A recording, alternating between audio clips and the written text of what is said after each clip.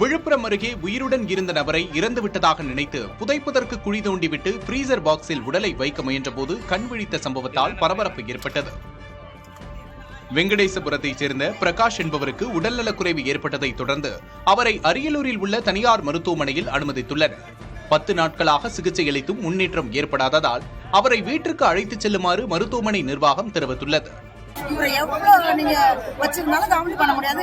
நீங்க இன்னொரு ஹாஸ்பிட்டல் போய் வைங்க, ஆனா இருந்தாலும் அது காமெடி பண்ண முடியாது. இதனையடுத்து வீட்டுக்கு செல்வதற்கு முன் பிரகாஷ் இறந்து விடுவார் என நினைத்து மருத்துவமனையில் இருந்த சகோதரிகளின் கணவர்கள் ஊரில் இருந்த உறவினர்களுக்கு தகவல் தெரிவித்துள்ளனர். இதன் பேரில் உடலை அடக்கம் செய்வதற்கான ஏற்பாடுகள் நடந்த நிலையில் சுடுகாட்டில் உடலை புதைக்க குழி தோண்டி தயார்படுத்தப்பட்டுள்ளது.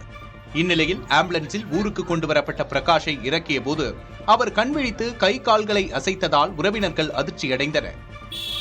உடனடியாக தோகைப்பாடி அரசு ஆரம்ப சுகாதார நிலையத்திற்கு கொண்டு சென்ற நிலையில் அங்கு பரிசோதித்த பின்பு முண்டியம்பாக்கம் அரசு மருத்துவமனைக்கு அனுப்பி வைத்தனர்.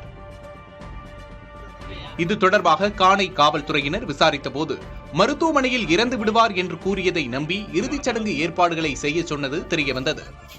இப்போ உடம்பு சரியில்லை, பெட்ல வச்சிருக்கிறாங்க, ஹாஸ்பிட்டல் இருக்கிறாங்க, திரும்ப இப்ப அதை சேர்த்துட்டாங்கன்னு சொன்னாங்க. நேத்து மதியம் எங்களுக்கு சொன்னாங்க. இப்ப பார் உயிரோட வராங்க. காலைல 8 மணிக்கு எல்லாம் ரெடி பண்ணிட்டாங்க. இது அனைத்தும் செஞ்சுட்டாங்க. இப்படி கூட நடக்குமா என்று பேசியபடி உறவினர்கள் கலைந்து சென்றனர்.